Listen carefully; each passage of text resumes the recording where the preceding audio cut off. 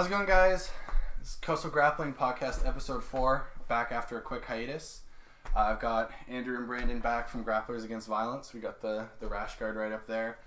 You guys just had your second ever Rolling for Reason event a couple weekends ago. That went really, really well. I was really impressed with the second one as well. How much did you guys end up raising for that? $2,100. $2,100, yeah. So the first one was $3,500. This one was $2,500. Yeah. That was, yeah. And you guys did, trying to remember the exact organization you guys had out speaking before. It was the Canadian Mental Health Association. Yeah. That was really, really That awesome. was cool to have them out. Get them out. Sure. So what have you guys been up to in the last, it's been a few months since we had our last podcast. Yeah. Not a whole lot. I've been really busy at work and stuff, so I haven't been in the gym as much as I'd like to be. But yeah. We actually have a question that I'll get to a little later about exactly how to deal with that. So from one of our teammates. So should be good. Yeah, it's tough, but yeah, me, I've just been. I live in New Brunswick now, right? So I try to get home and train as much as I can, but it's nice for me because John Kelly and MXT, they just opened up an academy in Miramichi where I'm living now. So it's gonna be nice to have a little bit of more consistent training. So yeah, I've known John and the guys up there for a long time, and they're really good to train with. Mm-hmm. So it's good that they've got a gym nice and close to you guys now. Yeah, it's wicked. All right, guys. So currently, for anyone, the podcast will be out probably Sunday or Monday, but it's right now. It's 12:30 p.m. on Saturday. So ADCC starts in an hour and a half. So I wanted to get not a whole lot of predictions, not the whole bracket, but just some key matchups here. I want to get some predictions from all three of us. So we're going to start at the men's 66 kilogram division here. So I want to get your guys' thoughts on just a couple matchups here. So the screen is really small. So especially you guys, because you guys are big 10th Planet fans. How do you guys see Gio Martinez doing against Mateus Gabriel? Because that's a crazy matchup. I don't know how much you guys have watched with Mateus, but he's pretty great. Yeah. Especially Nogi. Yeah, it's gonna be interesting. I mean, there's never gonna be a time where I say Gio has a match kind of Gio's crazy. I have Gio to win that whole thing. So okay, what do you guys think? Let's get your prediction on that, I guess. Too. For me, it's tough because I haven't seen much of Mateus, so I'll by default go with Gio. Okay. Because I've seen him compete many times. He's competed against pretty high level guys. So. Okay. So the next one I want to see from that same side of the bracket, we've got Jameel Hill versus Nicky Ryan. So that's gonna be crazy because I've actually seen Nicky Ryan compete in person. Oh, yeah? Had him up for sub series a few years ago. Oh yeah. Back when Nicky was 14. And he destroyed this. I can't even remember who it was, but he destroyed the dude. I'm giving that to Jameel Hill, in my opinion. I've watched a lot of Jameel Hill compete. He's super explosive, and I feel like, from what I've seen of Nicky Ryan recently, Nicky's coming up in weight. So I think it's going to take a little bit longer than just this short period of time of coming up in weight to really adjust to the higher weight division. But, I mean, who knows? Nicky's, I think 17, and, at that age, you get so much stronger so quickly. Mm-hmm. So I'd say... How big's Jameel Hill? He'd be cutting down to 66, and Nicky Ryan's coming up to 66. Did you watch Nicky Ryan's match with Uriah Faber? I did, yeah. And that's kind of why I'm thinking Jameel will probably take it, because Nicky had a lot of trouble with the pressure. The pressure and just the... Uriah wasn't super nice and friendly that match. You know what I mean? I found that a relatively boring match myself. It was a pretty boring match, yeah. So what are you guys thinking for that one? I'm going to be the same by default because I haven't seen Jameel Hill a whole lot. I have to go with Nicky Ryan. And I don't know who Jameel Hill trains with, but the guys that Nicky Ryan's training with consistently are DDS. Yeah, exactly. Let's see. You're the same way on that? Nicky, yeah. All right, so that's kind of a couple of the matchups that I wanted to get your guys' opinions on. But so now, who do you think? I think you guys were saying Gio's going to take 66, but who do you think takes Paulo Miao for 66. I was saying the same thing. I'm taking Paulo Miao or Gianni Grippo. Yeah. Personally. You know, again, I'm a huge fan of Gianni, being from, you know, he's from Marcelo's, and I think it's finally his time to get an ADCC title. Who's on the opposite side of that bracket just there? such a crazy, like... So we got Gianni, Bruno Frazzato, one of the Rotolo bros. I was gonna wonder. I was wondering about... I don't think he makes it past the semis, personally, Rotolo. Again, I think he's going to have Nicky Ryan's problem. Yeah. You're going to have to rely on the speed. Yeah. I honestly don't know too much about the other guys in this division. I don't normally watch the smaller weight divisions, not being a super small guy myself. Yeah. Those are just kind of some standouts. So I'm saying Paulo Miao for the 66 title. Andrew? I'm there too. Brandon? I think if you get Gio, because Paulo's on the other side of the bracket, right? Yeah. So if you get Gio and Paulo in the final, I still think Gio takes it. All right. So that's 66. So let's go to the next one here. So we got 77. This is probably my favorite one. This is around where I compete. So I watch a lot of these guys. Right off the bat, Ooh. I think this is an absolutely stacked division. Yeah. JT, I'm gonna say right now, I think JT is taking the title again at 77. Yeah. I've seen Ross Nichols compete a lot in Polaris, and I think JT runs through Ross Nichols. He's really, really good, but I've seen Ross Nichols struggle with pressure before, and JT, from everybody I've talked to, like Cam has trained at JT's, I'm pretty sure at least. Nice. And he's watched him compete in person and said like his pressure's insane. And from everybody I've ever seen talk about JT, it's always just how incredible his pressure is, and I think JT is definitely going to take it. But This is a crazy division. there's a couple standout. Yeah, there's a couple standout matches here. Lucas Lepre. Lucas Lepre, Lachlan Giles. What do you guys think of that? I got Lachlan. Yeah, I got. Hey, Lepre actually, personally. I only said because I've Lepre. been studying a lot of Yeah. Lachlan Giles lately, so I'm going with Lachlan, but Lucas Lepre's a beast. Yeah, I'm taking Lepre for sure. Yeah, I'm taking Lepre for that one. Wagner Hosha, Servia. I don't know who the guy is. So let's say. So who do you should say this? Who do you guys think is going to end up in the final? I'm thinking JT and Lepre for the final for this one, but it's a toss up for me because there's so many good names on here. What do we got? Gary Tonin, DJ Jackson. Oliver Taz. Yeah, Oh man. Oliver Taz and Gary Tone would be a sweet That would match. that'll be a really nice match. Yeah. Oh man, that's Which tough. would likely happen. It more than likely will. Yeah. I don't know. See, the thing is, like, Tazo's got to get through Hanato Canuto though. Yeah. Man, I don't know. That's tough. That's so hard to call. I have no idea. Yeah. I'm going with, in the finals, I'm saying JT and whoever wins that Lepre Lachlan Giles match. That's fair. Brandon. I don't know. Like It's tough. This is so like the hard. toughest bracket for me because I've watched so much of all these guys. I know. It's just, it's weird, like, it's weird saying that, like, somebody like Gary Tone or Exactly, Oliver that's- Taz Yeah. isn't going to be in the final. Exactly. But I'm with gonna JT take a shot. I Columbus. think Gary Tonin's going to the final. All right. Thing that's good about Tone, too, he's a pretty solid wrestler, too, with, That's very with true. ADC He's been doing- rules, right? Yeah. MMA fighting now, so Yeah. I think he's more well-rounded than he's ever been. Yeah. So let's move on to 88. So there's a couple of really good matchups in here. I would say there's not a lot of first round matchups that intrigue me a whole lot. Yeah. But there is some second round matchups. I'm not going to go too much into the actual initial matchups here in this division, but I'm going to say my predictions for the final is Josh Hinger and Craig Jones. Is what I'm thinking for that. Although I think Gordon Ryan's in this one too. Is he? Pretty sure he's in 88. Man, He's in 88 or 99. I can't remember. John might be Blank's 99. John Yeah. Blank is a killer. Yeah.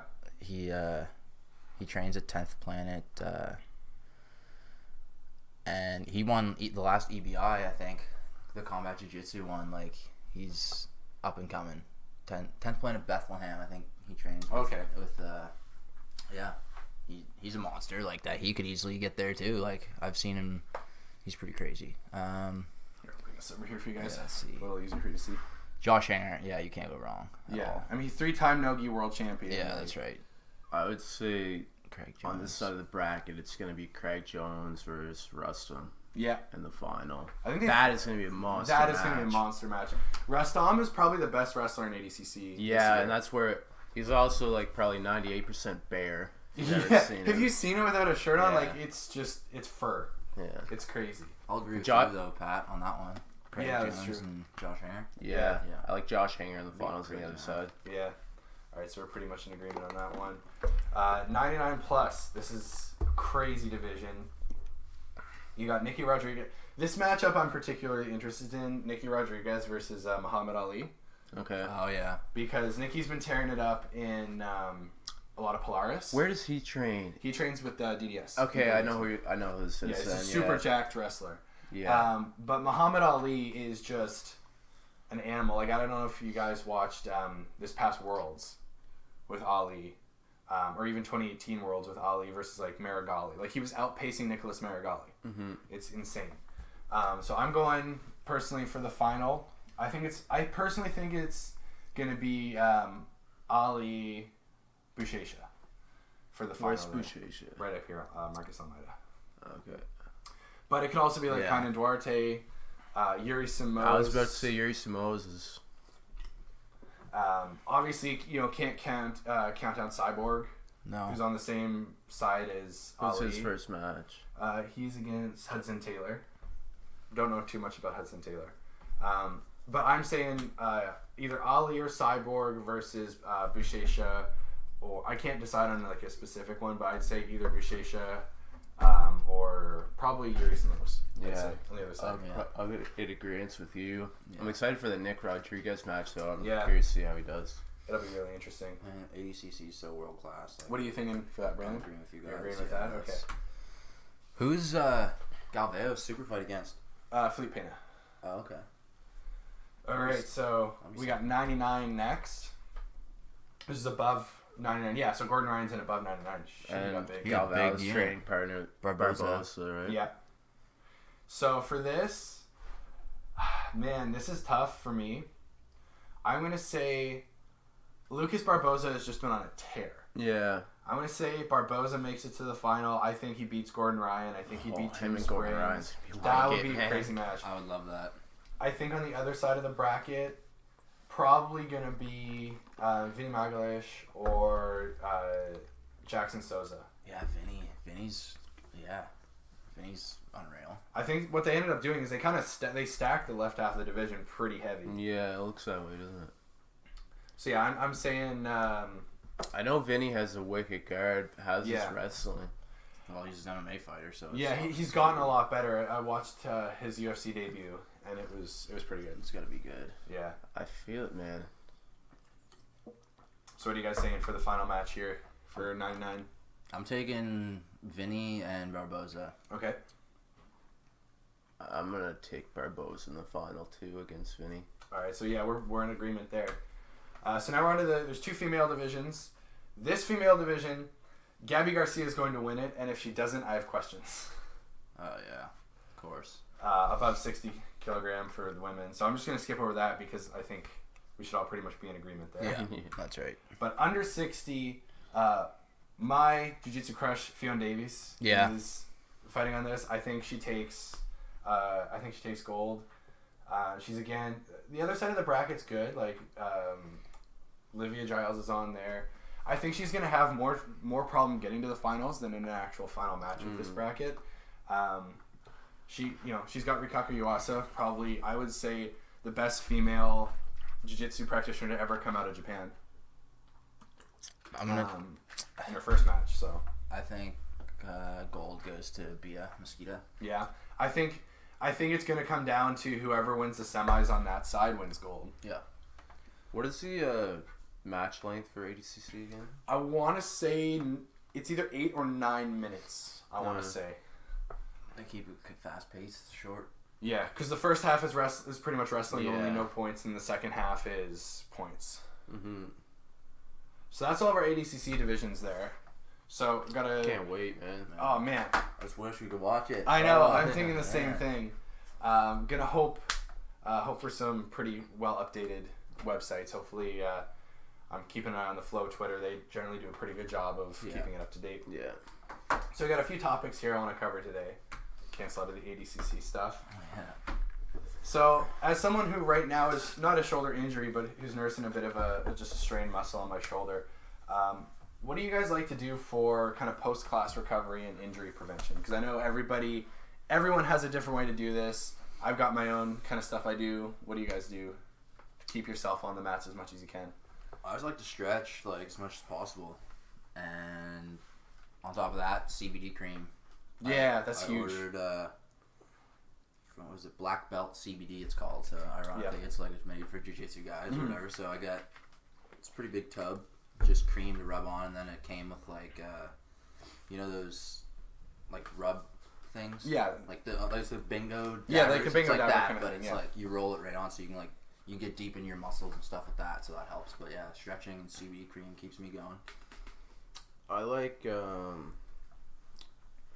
we're talking right after class kind of thing. Yeah, like after class, maybe when you get home, kind of both. I like to just get like a hot shower. Well, start with a hot shower and stretch in the hot shower, and then like before I get out, I'll put it like super cold. Yeah, but I don't know. That might just me. I don't know. If I try it works or not. I try and do that, but I always pussy out at the very end. I'm like, I don't want to get a cold. Yeah, I can't do that either. Aside from like on like if my body's feeling beat up in general, I like to take like an active rest day, just doing like yoga or something. I found that's been a big addition to training, in yoga. Yeah, I'd say for me personally, I try, kind of echoing your guys' statements, I try and stretch as much as I can after class. I think that's huge to warm your body down. I notice a difference the days that I stretch for 10 minutes after, like especially hard training, versus the days that I just kind of go straight home. I bike to and from the gym a lot, so there's some days I won't stretch at the gym, but stretch at home. Yeah. Because you're still exercising on the way home, that's especially going to my house from the gym. But I'd say again, CBD cream is huge. Yeah. I actually have over there Voltaren Emel Gel is amazing. I've got some on my shoulder right now. Yeah. It's great for like muscle soreness. Yeah. And that's what I try and use anytime like I've got like a little bit of a muscle twinge or something. Try and use that. Yeah. CBD cream I use just generally just to keep everything kind of healthy. That's right. Stretching, and then I'd say that's pretty much. One thing I've been doing lately too has been like those little orange balls Graham has at the gym, like the spiked ones kind of. Been rolling my feet on them. Yeah. And I find that makes a big difference, like getting blood flow to your legs. Definitely. I find like I've been getting shin splints lately because I've been running a little bit more. Yeah, we talked about that I think the last time you were at the gym. Yeah, so I found that like even after work, if like I'm wearing boots all day and on my feet, like I find if I get home and I roll my feet out on those, I notice a big difference the next day. Yeah, so that's some really good tips because I know a lot of our guys ask me all the time like what I do to help recover. Yeah, like you and Graham and like Cam, like you guys are rolling hard a lot of the time with each other, and you're training very consistently, right? So and that's actually something I'd say too. Is it's almost counterintuitive, but I'd say the more consistently you can train, just the easier it's going to be on your body. Yeah. Well, you get used to it, like. Right, like I find when I'm training 6 days a week, twice a day, I actually feel like I'm sore, but I feel better. Than when I'm training like sporadically because my body's just so used to it. That's right. That it's a lot easier for me to just keep going. Yeah. Do you find that mentally draining at all? It can be. I find when I'm doing tournament prep, it gets really mentally draining because every day I'm going in just trying to just kill myself in the gym, basically. When I'm not doing tournament prep though, like right now, I'm just kind of getting the first stages started for SAU in November. Yeah. So I'm just going in. I'm training hard, but I'm still having fun and kind of messing around, working on different things. I find the last 2 weeks of any tournament camp suck. Yeah. Because when I normally try and do month-long, I call them camps, but really it's just training hard and doing like a lot of physical exercise outside of the gym as well. I find that when it comes to my mentality and like how I deal with getting ready for competitions, I'm only ever focusing on my A game. And that's all I do. So it's like just pull guard, pull close guard, go. And just like over and over and over again. And doing that twice a day, 6 days a week for a month straight can get really boring. Yeah. Because you just want to open up. Like part of why I love jiu-jitsu is because you can just open up and do random shit every day. That's right. We were talking about this the other day, which is why I brought it up. Like, you said you find if you have like a few days off, you like mentally when you're rolling, you just feel sharper. Yeah, big time. Definitely. I've noticed that, like I said before, like where I've been working and stuff, and haven't been able to make it as frequently as I'd like to. Like I'm coming back, and it's almost like rolling slow motion. Like I'm taking the time to see what's going on, what they have, what I need to do, and it's made me like I feel better than before. It's like weird, training a little less, but feeling better and like doing better that way. Yeah, Like, I definitely find like some people are just like that too. Like I've known a couple guys throughout the years who like they'll take a week off every so often and they'll just come back just killing people on the mats, even though they'll just have done nothing for a week or two. Yeah. But they just need that mental reset. I mean, I need that mental reset too from time to time, For sure. where I'll just like maybe I won't roll much that week, or even if I do roll, I'll just specifically like recently, I just specifically was like, okay, a couple months ago, I was getting bored with jiu-jitsu, wasn't having a lot of fun most days, so I just decided I'm going to focus on something I never do. So I just started doing loop chokes like I taught the other day. A few months ago, just started doing loop chokes from everywhere. Like I'd sit guard, work a loop choke, and then if I got like a sweep from it, I just let them re-guard and then work like let them sweep me back to guard and then work at it again. And I'd just be trying loop chokes. And now I feel like loop chokes is one of my best weapons after like 3 or 4 months of that. yeah. But it kind of reinvigorated jiu-jitsu for me. Oh, for sure. You need that every once in a while. Yeah. So, the next thing I wanted to talk about today. So we have a promotion day coming up pretty soon. In the time we're recording this, just over a week, we've got the adult promotion day with Carlson Gracie Jr. coming out. So I want to kind of get your guys' thoughts because I think it's kind of nice because we've got like 4-stripe white belt, 0-stripe blue belt, and 0-stripe purple belt opinions on this. So what are your guys' thoughts? First off, I guess, the first part of this is when it comes to doing stripes or not doing stripes. I know there's a lot of different opinions, so I'll start off with this. Give you guys a minute. Kind of think on this. So, for instance, like a good example of the difference is our gym. We do stripes on all belts from white to black. And at the gym I trained at before, we did 4 stripes on white belts and then no stripes past that. Okay. So that's why like I spent 3 years at blue belt and I never got any stripes on my blue belt. So what do you guys kind of feel like? What if you could basically go to our gym and implement a system with with the stripes and the belts right now? What would you say? Would you have stripes for all belts? Just get rid of them altogether? Kind of a mix? I would have stripes on all belts because I know, and I mean, like you say, this is the white belt point of view a little bit. So it's like no, but that's what I want. Is because it's 3 different points of view. When you start jiu-jitsu, it's not easy for anybody. Like, and it can be pretty. I don't want to say disheartening, but it's hard on the ego. You know what I mean? So getting that like first stripe, it's like okay, maybe I'm getting somewhere. And then like for me, I found motivation was like boom, now we're up here at this level, and then you get your next one. And then it's just like, and if it's a while between stripes, I found like your motivation might decrease a little bit, but then as soon as you get that next one, you're like right back up going. So I think it's important to keep people coming back, and for their motivation, I think it's good for that too. So I'd have stripes all the way up for every belt, and also it's nice when your belts are hanging up on the wall. To see the completed, like, you know what I'm saying?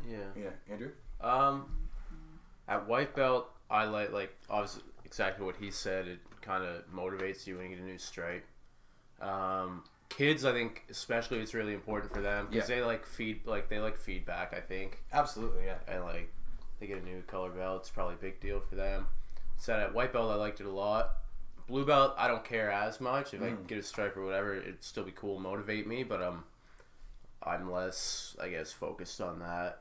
Yeah. And I don't really, at this point in training, I don't really care about getting my purple belt anytime soon. So it's kind of nice to just train. Yeah. Not really think about anything other than that. But yeah, it's definitely a good feedback type of system. Yeah. I get both points of view, having them, not having them. Okay. I would say my opinion on it is kind of somewhere in the middle there. So, for instance, I think you should have them at white belt. I think it's a nice kind of, it's a little bit of a nice pick-me-up from time to time to just have that as a white belt. I think you should do them consistently. as a white belt. Like I feel like if you're doing them only like once a year for white belts, I think it kind of defeats the purpose. Yeah. I think if you're doing them every few months for white belts, it's a nice little pick me up every so often, because it's like you said, white belt can be so disheartening. Like, it's been a while for me since I've been a white belt, but I remember being there and just like, man, I mean, I didn't get a single stripe on my belt for 9 months. Yeah. For my first 9 months of training, and like it was a little disheartening just being like, man, I'm still like a 0 stripe white belt, or like I'm a 1 stripe white or 2 or whatever, right? I do agree with you. Like, at blue belt, it stopped mattering nearly as much. I still like, I think every so often, like, man, it'd be cool to have stripes on my belt, right? Yeah. It'd be cool to get that every so often. Yeah. I think at purple now, I can honestly say I do not care. Yeah. Like, it is almost nice for me to know that I don't have to worry about, and as I said, our gym does stripes and everything, so I'm sure I'll end up with stripes on my purple belt before I go brown. But it doesn't matter to me. Like, it's just a piece of tape, right? Yeah.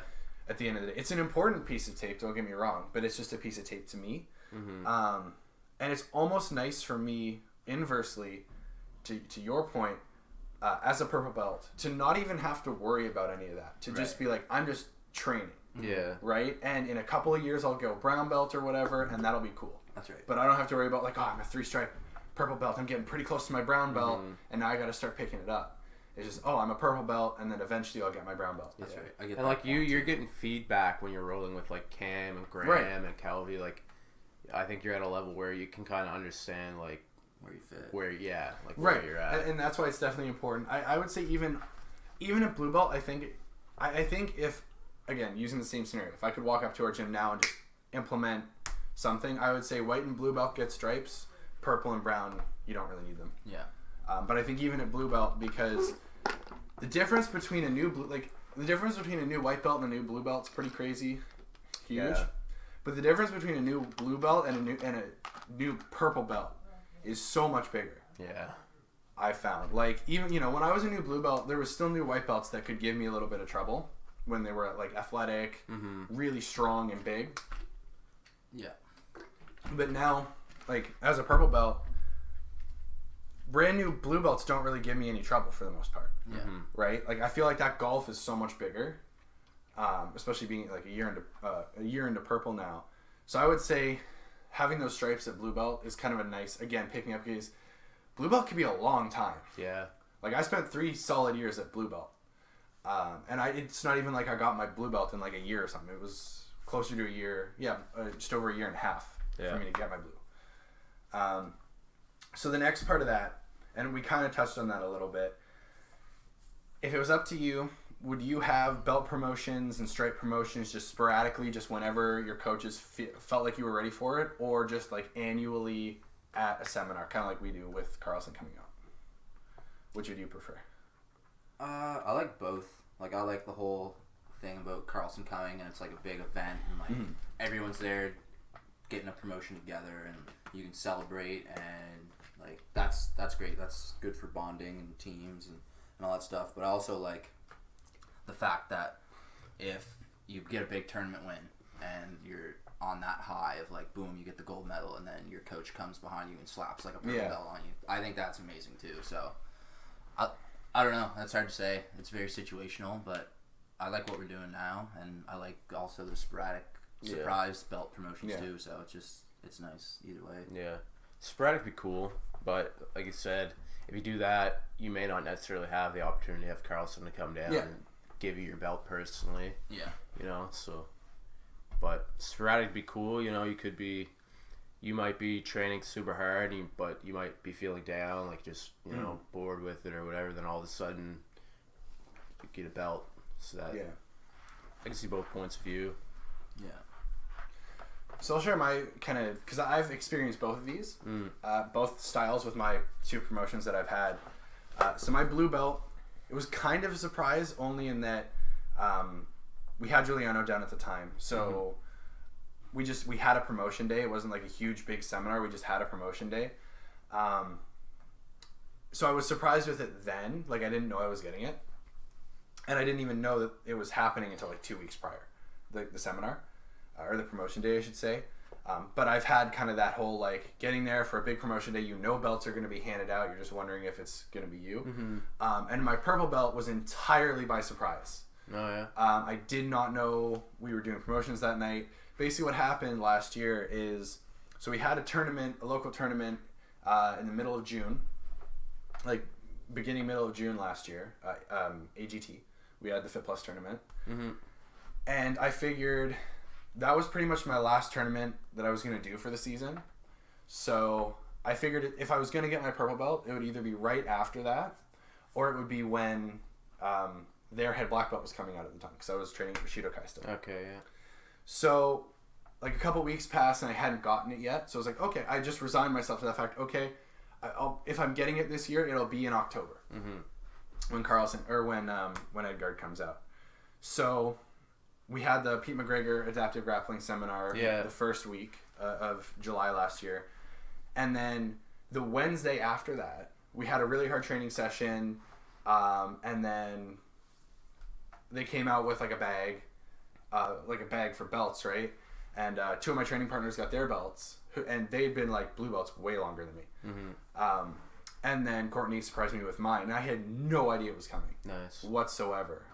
Because again, I figured it was all the way. Like I don't normally get speechless, but I was completely speechless. Yeah. Like 100% shocked. Yeah. Getting that. So yeah. Because after I'll be honest, after 3 years at blue, it was almost weird to have a purple belt on for a little bit. There was no imposter syndrome because I'd spent so long. Yeah. But it just, even though you're not chasing the belt, you can't help but kind of picture yourself like, oh, wonder what being a purple belt's going to be like. Yeah. Yeah. And then you get it and you're like, oh, this is weird. It's actually happened. It's happened now. Yeah. Oh, man. Yeah. And it took me a little bit of time to adjust there. Yeah, for sure. But I would say I'm in agreement. I like both. I think for me, I would say brown and black belts should be done at seminars, because it's like once a year at seminars, because that's a pretty big deal to get your brown belt or your black belt. I would say blue and purple belts, just kind of whenever, because they're really important. But I think you're giving so many more of those out in the run of a year for most gyms.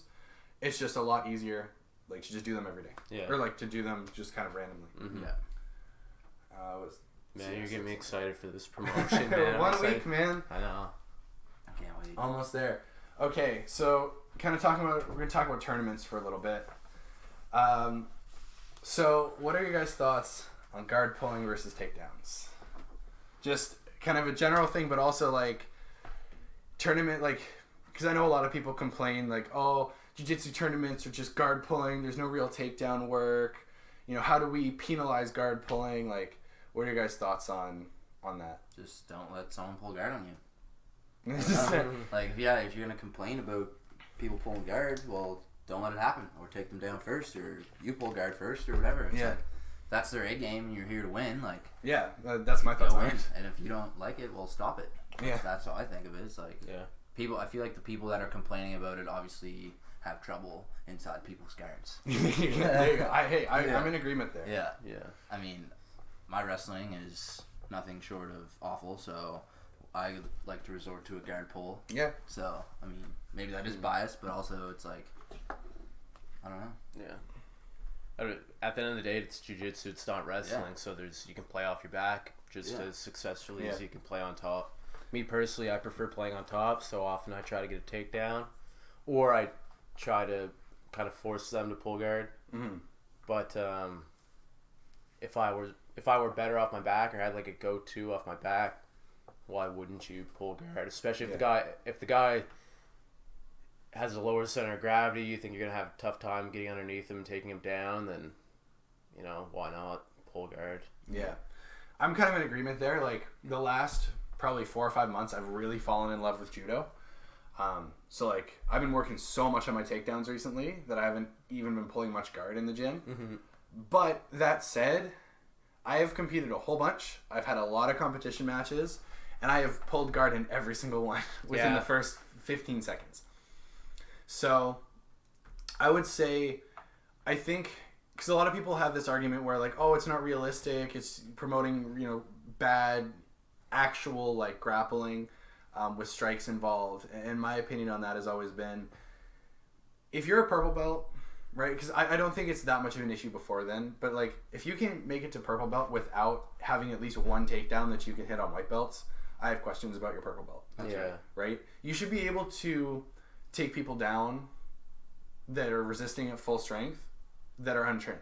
Yeah. Right? Yeah. I have no doubt in my mind that I would be able to just fling somebody. Yeah. If I needed to. Yeah. Right? And my takedowns are not good. Like, anyone watching who hasn't rolled with me, my takedowns are shit compared to what they probably should be. But they're getting better.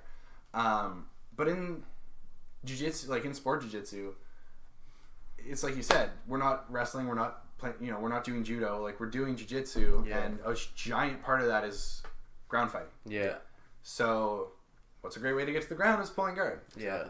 And, I think that if you're going to complain about guard pulling in the sense of it's not realistic, well, then you better be training MMA because just sport jiu-jitsu in general isn't extremely realistic. Yeah. It's important to put those gloves on every once in a while and just train because it is a lot different. Like, I've done a decent bit of MMA sparring and it is a lot different than sport. I mean, the skills translate. Like, I would say being a year into purple belt, I'm still a purple belt if there's strikes involved, right? It's not like I'm suddenly helpless off my back getting beaten to death by someone who's you're never not trained. stupid. Like, you're gonna, instead of getting like an underhook, you make it an overhook, something like that. Just little differences like that. You're not gonna commit 2 arms to something, right? You're just gonna get smashed in the head.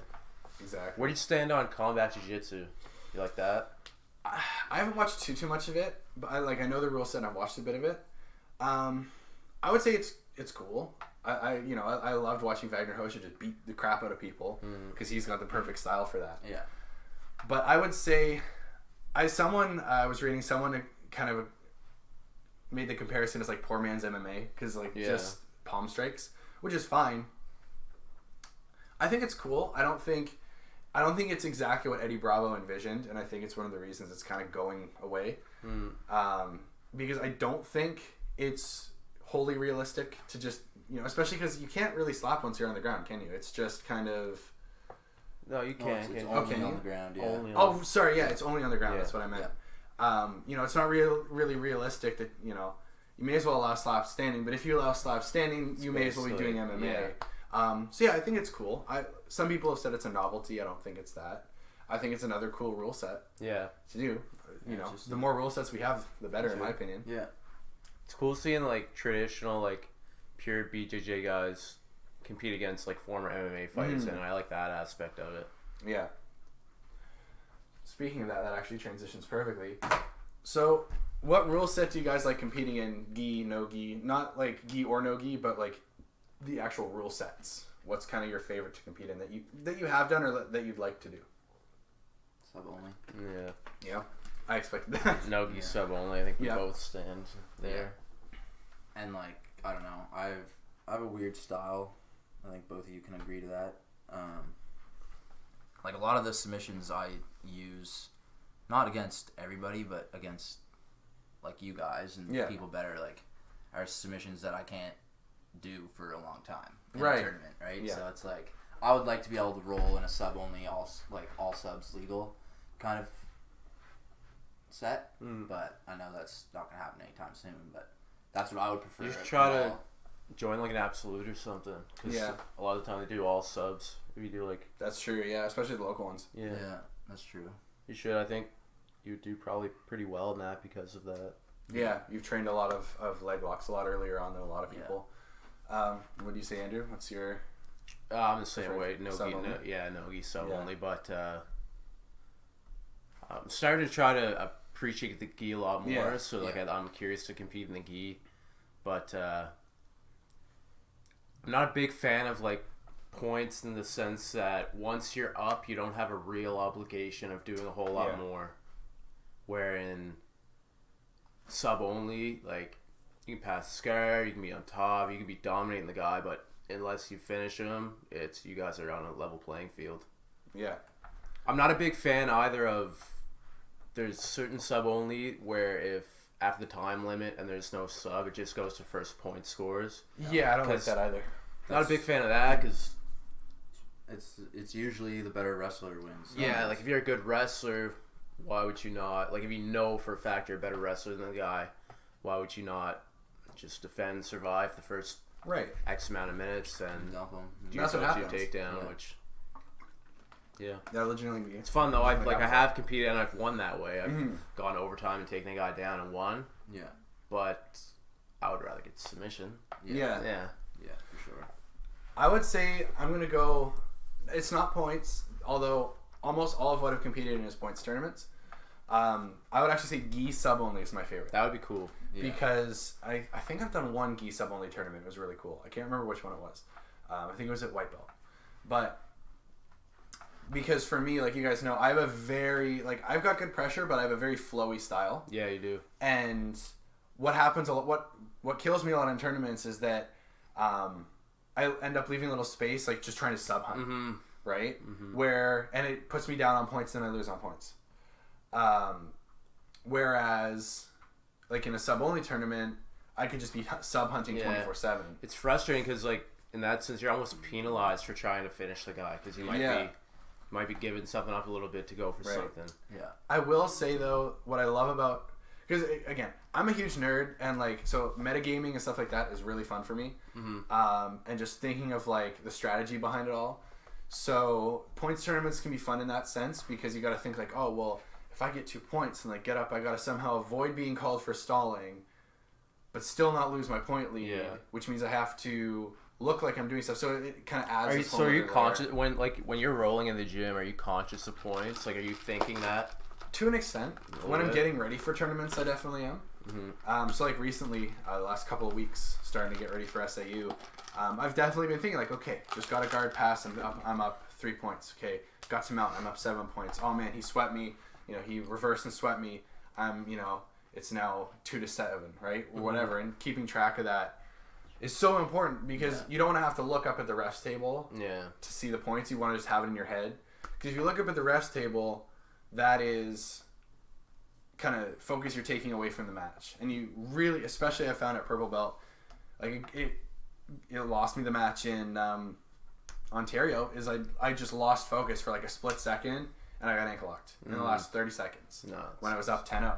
So you got to have just constant focus, and if you have to take that focus away, then it's just making your match worse. Mm-hmm. So I would say gi sub only, but I do still really like points tournaments, gi and no gi. Yeah. All right. How do you guys deal with pre-comp nerves? Everyone's got their own way to deal with this, and I'm always interested in hearing about how people deal with this, because everyone gets them differently too.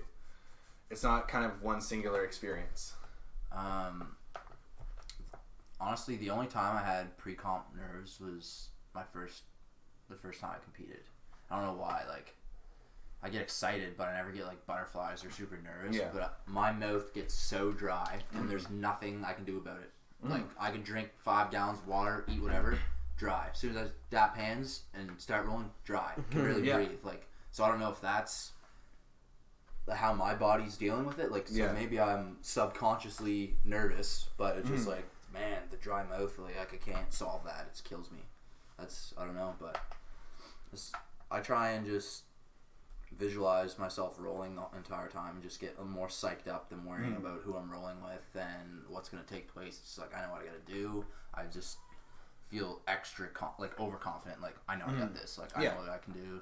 So that's how I go into it, and that works for me. But yeah, I like to just like get warm and like maybe flow with a teammate before I know that I'm up. But another thing I noticed that helped me was not worrying like, oh, I wonder what they're gonna do. Are they gonna pull guard? Are they gonna go for a takedown? It's like, all right, what's my A game? And it's like, just gonna do that, not really think about what their game is.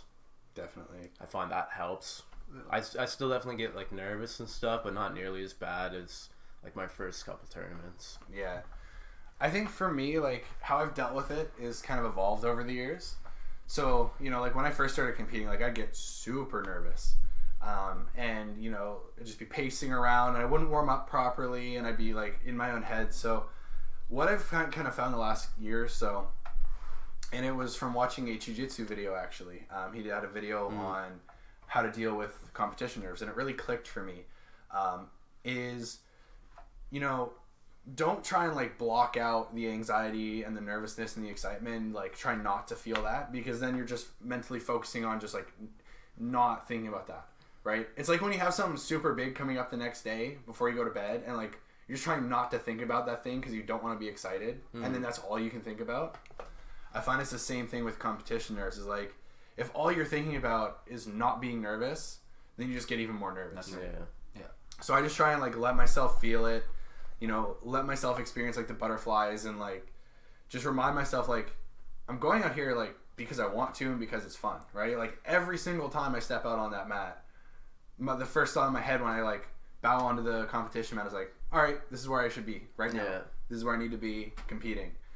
And then like mentally too, not having any self-doubt, like knowing that you could lose, obviously, and not being like afraid of losing, but also just mentally knowing and just telling yourself like, I am the best guy in this division today. I'm gonna win gold. Doesn't matter, you know, who else is in this division. If I've won before to them, if I've lost to them before, you know, if they just got promoted, if they've been a, you know, X belt for 5 years, I don't care. I am the best guy in this division today, and I'm gonna win gold. Yeah. I think that really helps. And actually, what I started to do a couple years ago to help with that too is I always try to do like either running or swimming or something before I compete, like the months leading up in the camp, just to get a bit more cardio. And I find like, especially our province is really hilly, so I always end my runs right up by the house on Astral Hill with that big incline. Yeah. And that big incline, the whole time I'm running up that incline, I'm just visualizing the final few seconds of my gold medal match. Yeah. And like a triangle locked in or an arm bar locked in, and just squeezing and just feeling the burn in my legs and the burn in my lungs, and just sprinting up that hill. Yeah. And just being like, okay, this is the last 30 seconds. I'm down on points. I have to finish right now. I don't care how much this burns. I don't care how much I want, you know, I feel like puking or falling over right now. I'm getting up this hill. Yeah. And if I'm doing that, like, then when you get to a tournament and you have that same thing, you're already used to getting over. And you've already, exactly, like you said, you've already been successful in that moment in your head. Yeah, I do that too, actually, like running, but especially hill running, or just anytime the run gets real, like mentally tough, just being like, all right, dart's locked in, a few seconds left, you're like, finish this shit, like one way or another. Exactly. Like, you just gotta hold on and squeeze for another minute, 30 seconds, and then you did it. Yeah. All right, guys. So, is there any topics you guys wanted to talk about before we get? I got kind of one big question here from one of our teammates that I want to get to before we end. But anything you guys want to talk about in the meantime? Whether that's asking me something or just kind of a general topic or whatever. I did have one, but it's leaving my brain right now. Andrew, do you got anything on think about this? If you're gonna do a martial art other than jiu-jitsu, what would it be? Oh man. Okay, so a lot of people would expect me to say Muay Thai because it's what I do other than jiu-jitsu, but I'm actually gonna say judo. Nice, yeah. Because it's like I said earlier, I am so just consumed by judo takedowns right now. Like, I've legitimately in the gym been rolling with people and like I'll take them down and then just disengage so they stand back up so we can keep going. Yeah. And I actually made it a point last night of specifically playing guard because I was like, man, my guard's suffering. Like, I'm feeling sluggish in my guard now because I've been focusing on top game. Whether that be my pressure passing, my speed passing, or my takedowns. Yeah. So I would say judo, definitely. You? I don't know. I have a slight interest in like taekwondo. Yeah. For whatever reason. I don't know where it came from. You should talk to Chris Brate. Yeah. This is taekwondo black belt for a long time. I didn't even know that. James too. James is too? James, yeah. I think James got his brown belt, I think. No, I think he's a black belt. Is he? Okay. I'm pretty sure. I had no idea. Yeah, pretty sure. Yeah. Wow, that's nuts. Yeah, me is karate, funny enough. Yeah? Okay. I like that like bouncy style. Yeah. Is that what Callum's a black belt in? Yeah. Karate? And I just like the same thing with taekwondo. I just like the like crazy kicks and dexterity in the legs. Do you guys think we're ever going to get to a day where jiu-jitsu becomes so popular that, you know, like someone finds out you do martial arts and they're like, hey man, do you do jiu-jitsu? But then you're going to be like, nah man, I do karate. And it's just going to be a total flip. Man, I don't know. You never know. Like it might. It's getting more popular. It's getting way more popular. Yeah. To benefit my grappling, I still want to do like find like a wrestling class or something to do, man. Because I enjoy wrestling a lot, as hard as it is. Yeah. Especially because I compete mainly in no-gi. I think wrestling's really important. Yeah. And it's hard as shit. It is really, really hard. I need to put a lot of work into that. I'd say wrestling's like honestly, wrestling is harder than judo. Yeah, I've done a little bit of judo, but I've worked a decent bit with the judo black belt. Doing like back at Bushido Kai, there's a 4th Dan judo black belt that trains there. Who's a jiu-jitsu brown belt, and from time to time, it's Jack. And from time to time, he'll run judo for jiu-jitsu classes there, and I've done a good few of those. And so they're like judo classes, but always keeping in mind the differences. Where like, Ochigaring somebody straight to closed guard wins you a match in judo, but it puts you in closed guard in jiu-jitsu. Yeah. Right? Which can be a big issue. Right, exactly. Well, and that's like if you watch judo videos of like Ochigaris or a lot of like reaping throws, they'll land right into what would be closed guard, like sprawled out. Because that's an ippon, it wins you the match. Right. Or you don't have to worry about it. Yeah, I see what you mean. Like you're not super worried about like getting in guard and having your right. posture. Because if you Ochigari someone and you get the takedown, you win. It's over. Yeah. Right? It's like submitting someone. You're not worried about having your posture broken down. Right, exactly. Right. But you can't get away with that in jiu-jitsu. Yeah. So it's a lot of classes like, here's how to do this and how to avoid falling into the pitfalls that judo creates. That's honestly one of my main concerns when I'm like in tournaments or like rolling hard in the gym. I'm like, all right, just avoid close guard. Yeah. Just avoid full guard. Man, it sucks. It's so hard to get out of. Yeah. It can be really frustrating. Yeah, for sure. Especially yours. Yours is a pain to deal with. Rubber guard. Rubber guard's annoying. Yeah. I love it. I always just, whenever I'm in your rubber guard, I just basically give you the omoplata and roll out and try to create a scramble. Yeah. That's the last line. Yeah. Right there. I don't want to go there. So I'd rather be like, I don't know, I'd rather be in a scramble on the bottom than just be like locked down, like not a whole lot of things you can do. I try and give people triangles because I'm really confident getting out of triangles. Mm-hmm. Yeah. Not me. So I was like, I wasn't for a long time, and then like, I don't know what changed. Like it's not even that I worked a lot more on triangle defenses. It's just like, before I just get into a triangle and be like, okay, I tap. Right? Like I try a couple times, kind of half-assed and be like, oh, whatever. They got me. And now, like, I'll really just, like, dig in, just, like, ripping it off, just trying to rip my head out of the triangle. I got out of the match I had in the Ontario Open. The dude tried to put me in, like, 2 different triangles that were really deep. And I just kept both hands on the pant and just, like, ripped my head out both times. Yeah. But you gotta be aggressive with it. You can't just, like, leave yourself in the triangle. All out when you're going. Right. What's your most like fulfilling submission, like the one that you love getting? So there's 2, I would say, and it kind of depends on the situation. Okay, so my favorite submission to hit on just like anyone in general is an armbar, and that shouldn't be surprising because almost every single one of my tournament wins is by armbar. Mm-hmm. I just love, especially now that I've gotten a lot deeper into the position, I feel like if I can snatch the arm, whether it be like Kimura grip or whether it be like the mouse trap I was showing you guys, or the rat trap or whatever I call it, like the both legs on the same side armbar. Mm-hmm. If I can get there, or if I can get like the regular armbar, I just feel like no matter where the position flows to, I can finish it. And it's always great, like just having an arm extended and just having total control over a person's arm. Yeah. My favorite submission to hit on people that pisses them off is a loop choke. Yeah. Because once you've been hit by it once or twice, it's the most stupid feeling to get hit by it, because you know exactly what you did wrong. Yeah. And you know exactly how to avoid it, and you still got hit by it, and it's so much fun. You, what's your favorite? I love the Dars.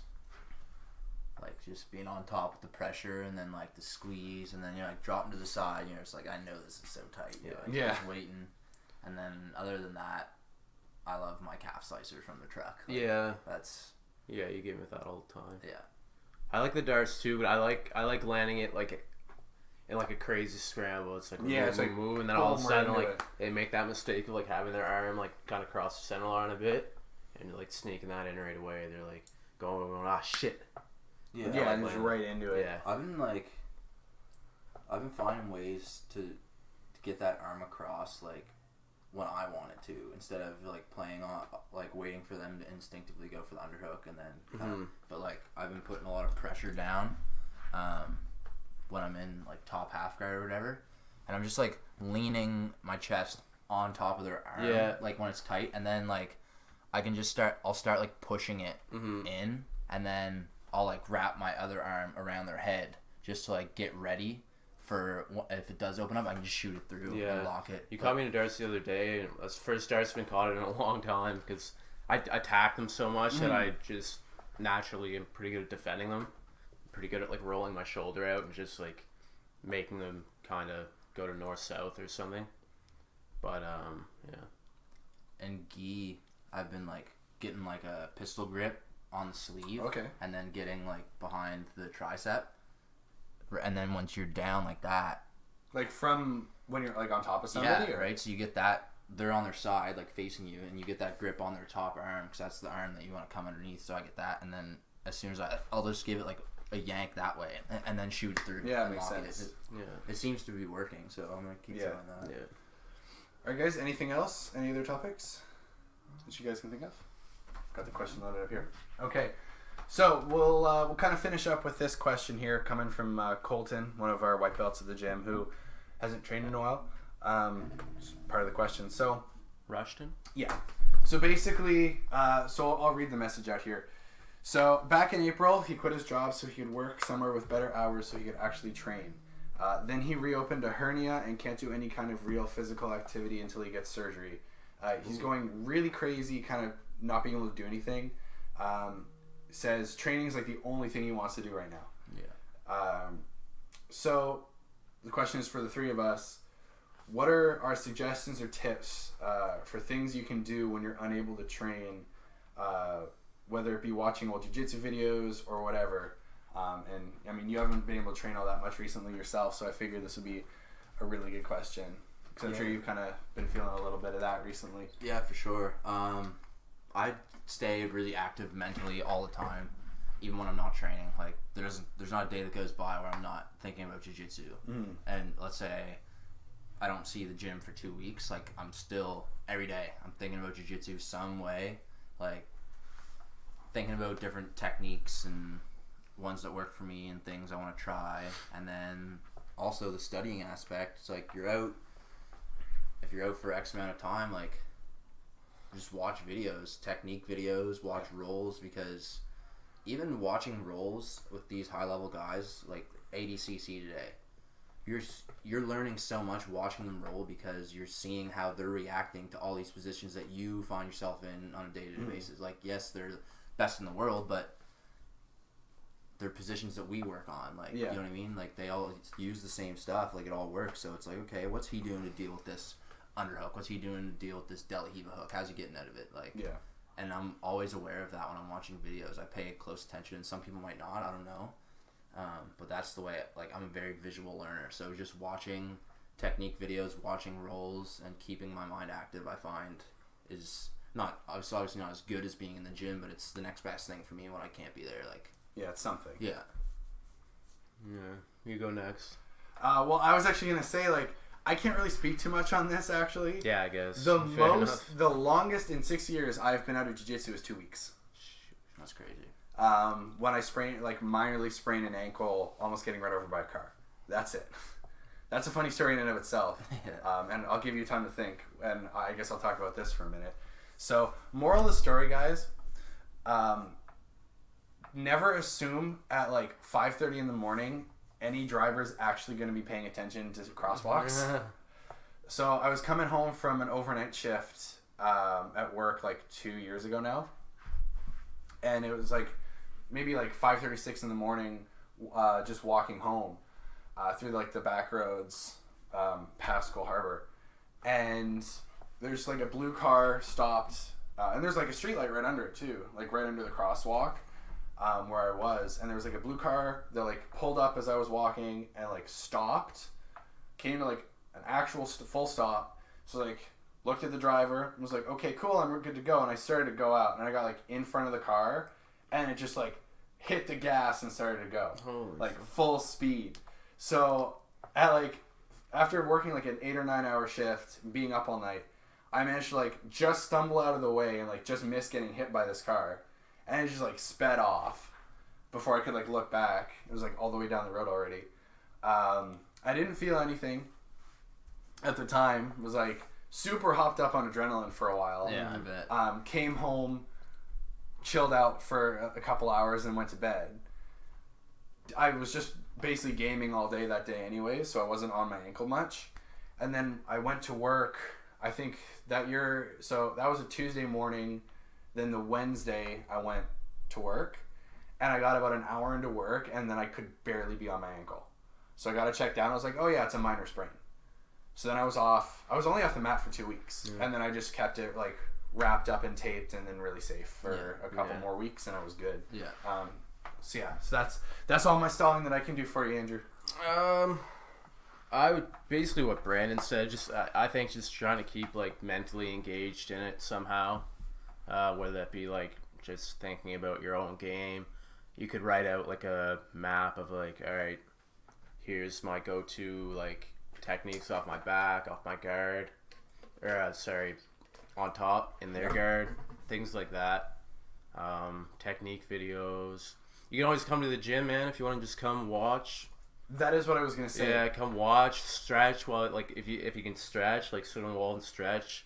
Just for example, like that belt promotion. If you want to still feel like involved in the gym, you can always come out to the belt promotion, support your teammates and stuff. Because eventually, hopefully, you're gonna be coming back, right? So you don't want to miss everything. You know what I mean? Yeah. Just you can come out to class, check it out. Stay mentally engaged. In the meantime, just try to like. I can only imagine like wanting to train so bad but not being able to. Like me personally, I'd mentally be having a real tough time. So just check in with yourself, make sure you're doing the right things outside of exercise to make sure you're doing all right. Yeah, and I would say like you said, Andrew, like come into class, even just like take notes. Yeah. Like if, for instance, we're working on like closed guard, and this applies to everybody. Maybe your gym's working on like closed guard passing for a couple weeks or something like that. Go in with like a notepad and just sit on the sidelines and be like, okay, Tuesday we did, the log splitter pass, and then write in like any details. And then when you're good enough to come back, you're going to have so much material to work on that everyone else has already worked on. So not only do you have material that you want to work on, you have material that everyone else should already know and be able to help you with. Yeah.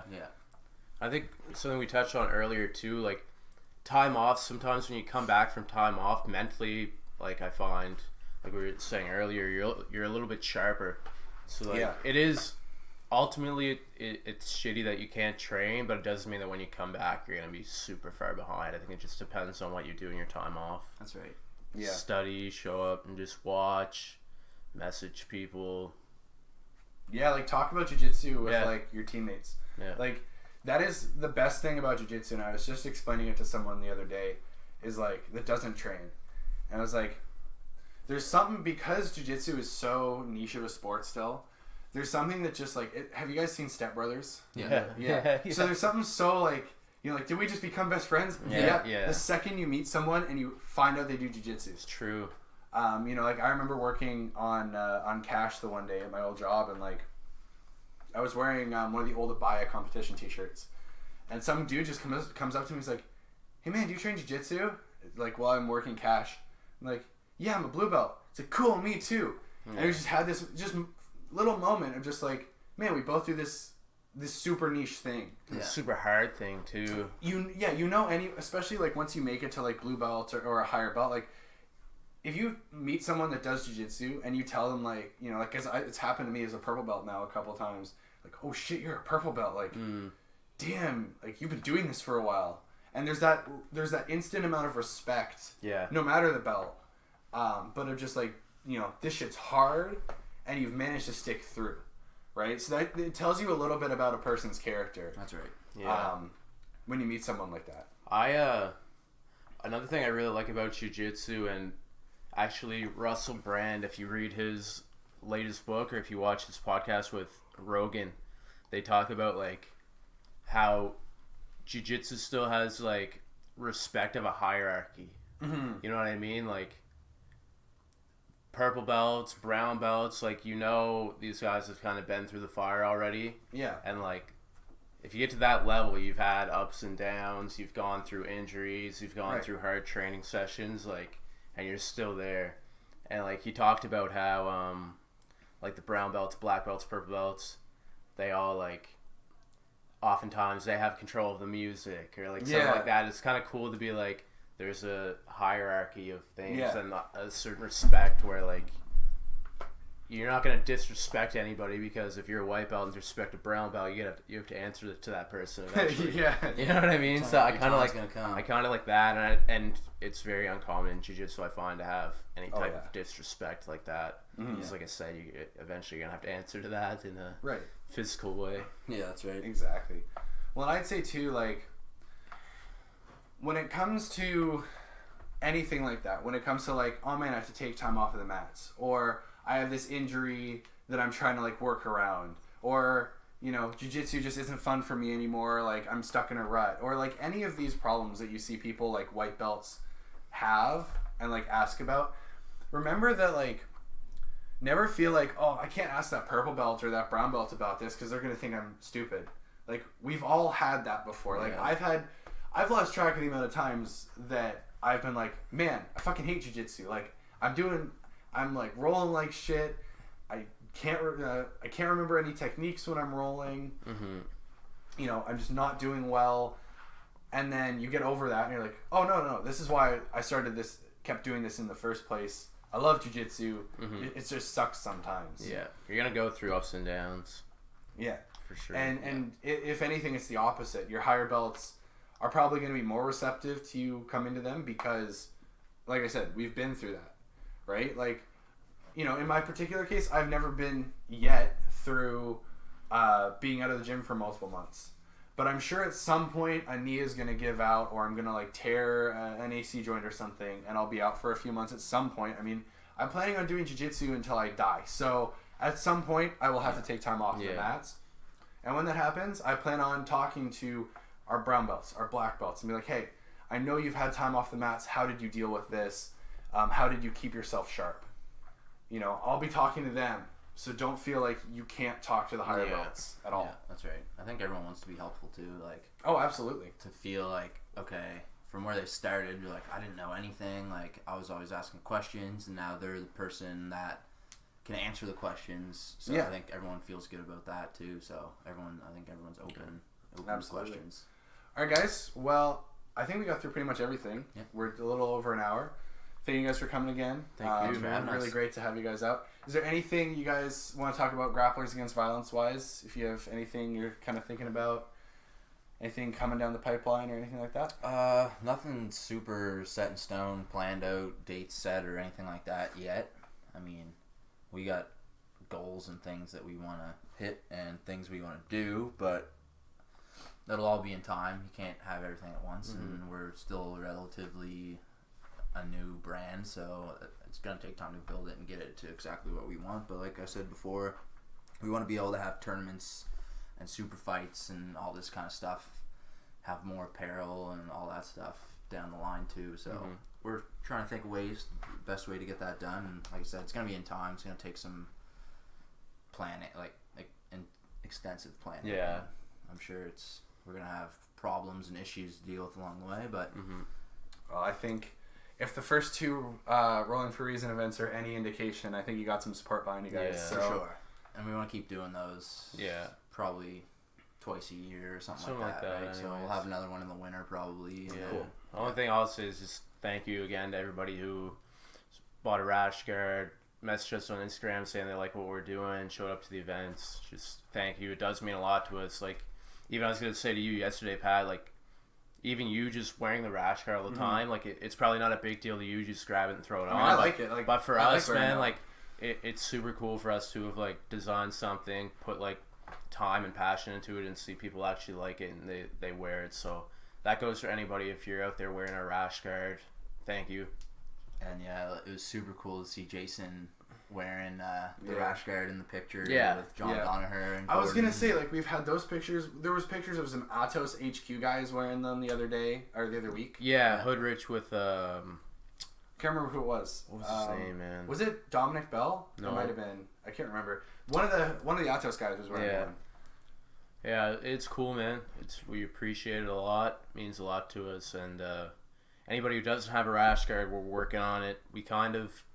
We're looking at getting to the bank to get like a line of credit or something along those lines, so we can do a bulk order and then just sell as requested rather than having to do like a pre-order like we have on the last two. Yeah. So just be patient with us. We both have full-time jobs, so it's kind of like whenever we have time to discuss things, it just kind of happens that way. We still have other priorities in life too, but it does mean a lot to us for all the support. Yeah, definitely. Yeah, for anyone who doesn't know, it's the two of them. That's it. That's it. Like, it's just the two of them doing this whole thing. So, of course, like, everyone at the gym helps out, like, for the events and stuff as much as we can with, set up and tear down and helping set that stuff up. But when it comes to all the back end stuff, one of you deals with the Instagram, one of you deals with the Facebook, and that's about it. So, and honestly, like, as much, like, it doesn't seem like a lot, but sometimes it can be stressful just being like, okay, I haven't posted anything on the page in like a week. Yeah. Like, people might be thinking we're falling off. It's the same thing. You know what I mean? It's like, if there is that constant thing in the back of your mind that you're not doing enough, and it can be a little bit draining. So yeah, respect for all the people who own businesses out there, man. Yeah, it's a lot.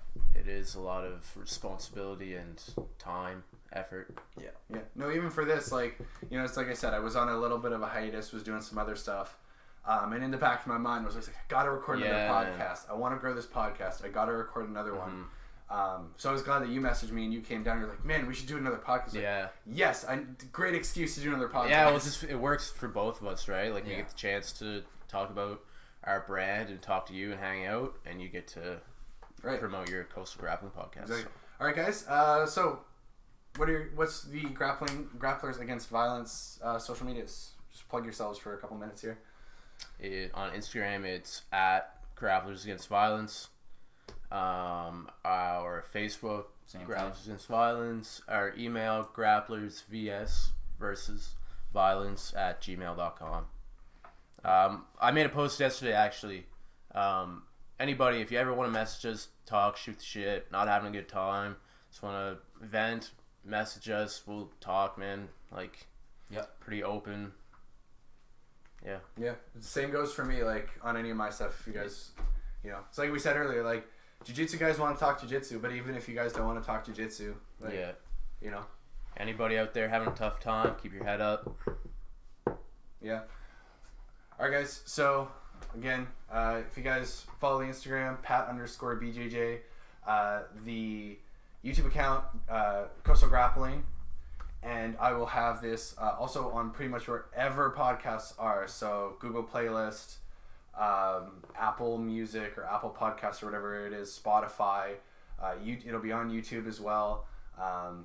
So yeah, thank you guys for watching episode 4 of the Coastal Grappling Podcast. Thank you, Andrew and Brandon, for coming back out. Thanks for having us. A lot more of these coming up. I'm gonna try and get some more guests on here pretty soon. So probably do this every kind of other week. I got some more stuff going on now, so probably every other week for these.